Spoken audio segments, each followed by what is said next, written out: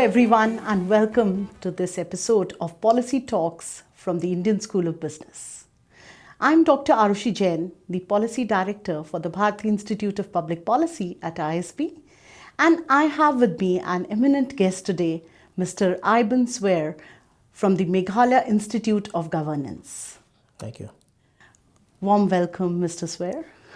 It's a pleasure to have you here. And as the audience would be really interested in understanding and listening to our conversation, especially about the Northeast and the developmental issues around the Northeast. I would first like to introduce you to our audience. You have been in the service for 33 years. You have been involved with policy implementation, policy formulation in various departments in the state government, and you are the first director of the Meghalaya Institute of Governance. Yes. So that's amazing, and welcome once again. My first question to you is regarding this beautiful state that we call as the abode of clouds, Meghalaya, and please just reflect upon the development and the governance in the state, and how the policy, the public policy, has evolved since the state got its own identity, I would say, after the bifurcation from the state of Assam.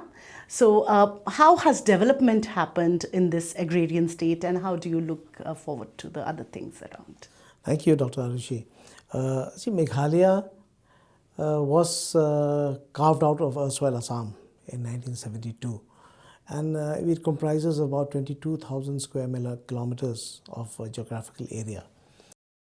Now, the state of Meghalaya comprises of three major tribes, the Khasi, Jaintia, and the Garos, which each of these tribes have their own autonomous district councils. Meghalaya is a state that is where the land is owned by the people.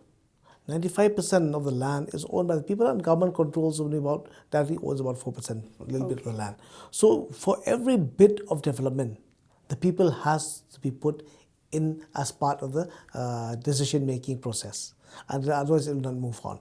So when we first got our statehood, there was very less development at that point of time. But over the last 50 years, which we're celebrating now, 50 years of statehood, the amount of development that has happened in the state has been quite remarkable. And we have had a lot of roads, a lot of institutes, a lot of hospitals in terms of good education, into good health care, in terms of communication, in terms of a lot of things. We have done quite a bit.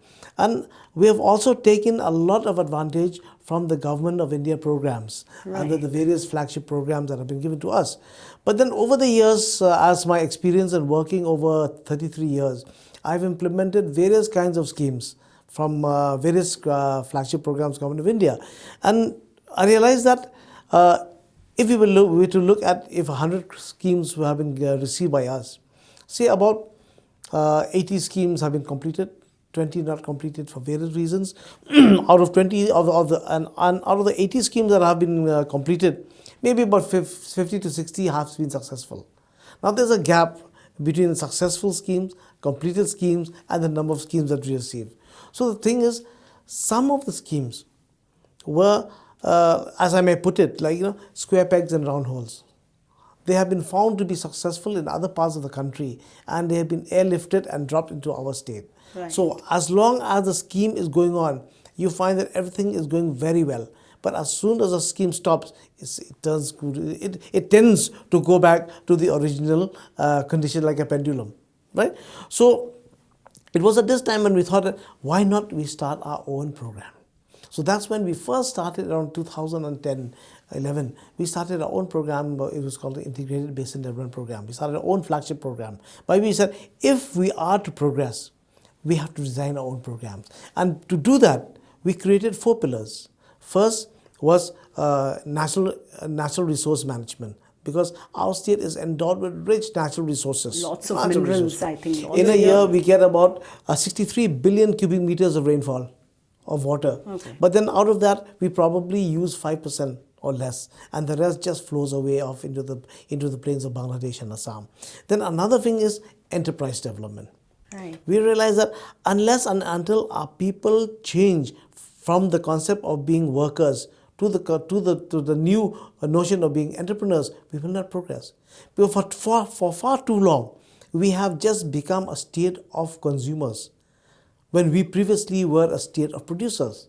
Right. It was said that prior to independence, Meghalaya and the Khasi Jainti Hills had a very high per capita income, but after partition, when the southern border was closed, we had to depend for all our exports through the chicken's neck in Upper Bengal, which made it very difficult for us to export our produce. So that was the next step. How do we create people into entrepreneurs? Then the third was knowledge services. One of the most important, we realized that even though we had a large number of government departments implementing various schemes, yet they were all implementing in silos. There was no convergence. There was no working together. So we brought in this, for example, a lot of them have data, have information, but they're not sharing that. We are not able to have access to that. So we thought, why not have another thing called knowledge management? And last and most important is governance. Meghalaya is a state that has multiple layers of governance, right from the village, from the clan, to the chieftains, to the nukmas, to the district councils, the district administrations, then the state government, and so on. So all of them function at their own powers at various levels. So if we were to do this, we didn't have anybody to do that. Right. So the government came up with this Meghalaya Institute of Governance. Whose mandate was to be the bridge between all these institutions and bring them together so that things will make them work out. So when we first started this, we had a lot of people who were against, of course, obviously anything new, people against. But over the years, we've been able, if I may say so, a very positive thing that we have done after we had created programs which we took care of talking about ethics and governance. Right. Especially at certain levels in the government machinery, which are at the cutting edge of delivery. True. So these are the most important speed of them. Then we look at field level leadership. Yes. How do we develop leaders at the that grassroots, level, at the grassroots levels? Yeah. Because eventually the leaders at the grassroots level will eventually one day become the leaders and the legislators at top. So how do we build them at that point? The another program is, now how do we look at the land? As I mentioned earlier, we have a land, but we do not have a system by which the cadastral survey has been done, mapping of land has been done. So a lot of community land is left unregistered, undocumented. So what we need to do was we need to all bring together. But another last thing we did was, one thing was very importantly that to take up any new programs, building of new roads, building of new offices, getting outposts and all this, you need land. But people were not willing to part with the land because of certain events.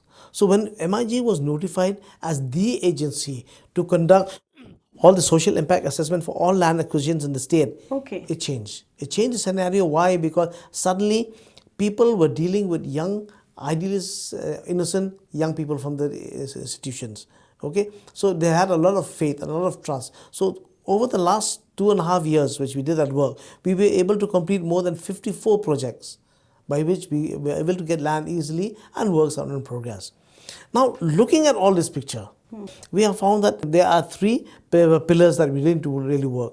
One, how do we ensure that our people do not get alienated from their own land, which is very important, for which we think that the program is a land bank. Document all the community lands that we have, publicize them so that nobody can play foul with that.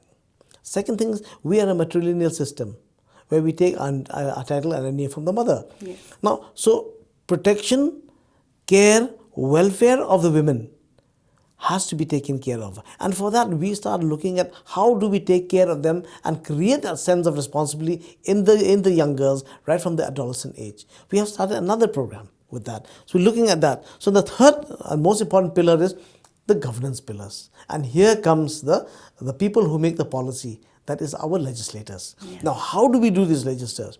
Now, as we celebrate 50 years of statehood, Yes. We see that the type of people who become legislators is changing.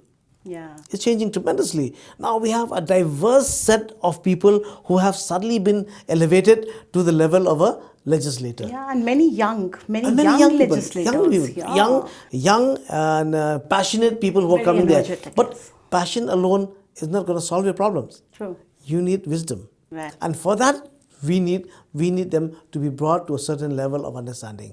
We need to provide them with the support that they need.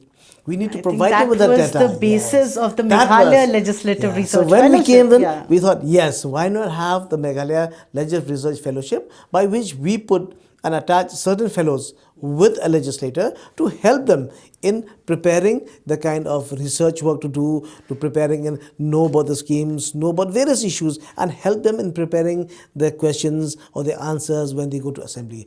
By doing so, in the last session, we have seen that the quality and the length of discussion has increased. Right. Quality has improved. And we think that this is a good step forward for us right now. Yeah. Yeah. We've been fortunate enough to be associated with the Meghalaya Legislative Research Fellowship Yeah. since the inception, right from the recruitment till the mentoring part and all of that. And we've ourselves seen a lot of difference when we got the legislators to one of our campuses for their training. There was huge enthusiasm, and the kind of response that we got from the legislators in terms of what they were learning, how they were picking up, the kind of teamwork, the kind of networking that was happening while they were in a workshop mode was just commendable. And the kind of support the fellows have been giving them, Yes. I think they've been appreciating it. But I'm sure you can reflect a little more on that, because I remember the budget session and the kind of economic analysis that was being done with the fellows and the economists here. I think all of that helped the state. It has helped tremendously. But at the same time, it was the first step. And we had a lot of teething problems. Right. Now, one of the things is that we have 60 legislators and we had only 12 fellows. Oh, yeah. Which meant that we had to put one fellow to For five five. legislators. Yeah. And the arrangement was made in a random manner, that one fellow was getting legislators both from the ruling as well as the opposition side. Okay, so this created a bit of a mistrust amongst the legislators. Whether whatever I'm telling this fellow, that the fellow, he may be telling it to the other fellow from the other side. Right. So that mistrust was there. Okay, so that was an issue which I think we will be dealing on later on. Another thing was the kind of aspirations. We did not factor that in, because we had went straight to the emergencies and tried to help them at this level. But I think now that the current set of legislators is over, we'll be getting the new set in a couple of months, that with the new set of people, we should, right from the beginning, map the aspirations of the people and map the aspirations of the legislators and see whether these two match. Yes.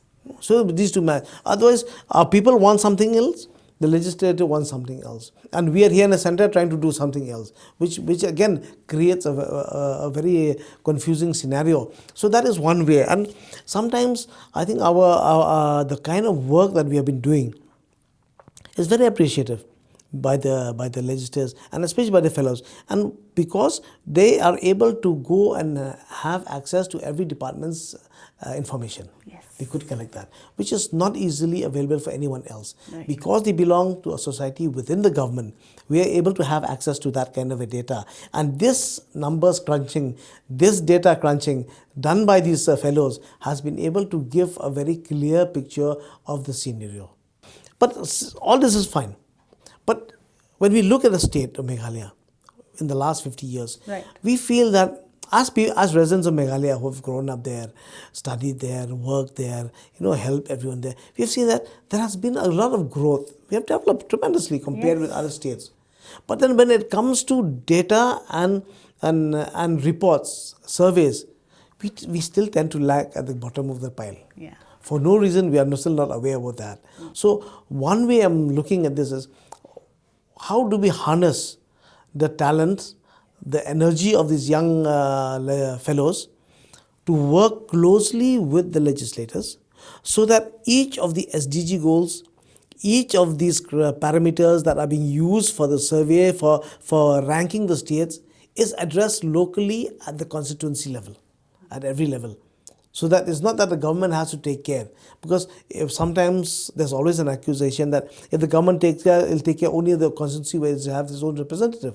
So if you're looking at this in a non-biased way, every MLA will be interested in developing his own constituency. True. So if our fellows work closely with the legislator, develop their own constituency in their own ideal way, I'm sure the entire growth of the state will grow up equally all over the state. So this is one of the ways by which I feel that our experiment with this MLRF could help in the long run. Yeah. Completely agree, and thanks a lot for very candidly, bringing out the challenges, because nowadays a lot of other states you would see are coming up with the similar kind of programs, legislative fellowships, governance fellowships, policy fellowships. But the learnings from states that have already implemented these programs are going to help the others in designing these programs even better. And as you said, the most important thing is to go and see what people require, not just what is being delivered by institutions. And I think that is a big policy gap that is existing for ages now, and we need to address it. Yeah, we need to address, because see, as I mentioned earlier, like our legislators, the people who become legislators, they come such a diverse background that their idea of legislation, their idea of policy making may be totally different from each other. There are 60 of them, they'll have totally 60 divergent views on each of this. So as fellows who want to bring them together, perhaps we should do the aspiration mapping, come up with a basket of choices, present it to the honorable legislators, let them select from there which are the aspirations, which are the goals, which are the programs that they feel is most importantly for their area and which they feel they can also deliver. So I think if we do that, perhaps all of us will be heading at least in one direction. True. Yeah. True. Completely agree. Yes. So it's a privilege having you here at ISB, and wonderful talking to you, Mr. Aiban. And we look forward to this continued relationship with the state of Meghalaya, and we hope Meghalaya develops the way it is doing right now, and even leaps and bounds in the times to come. Thank you so much once again. Thank you.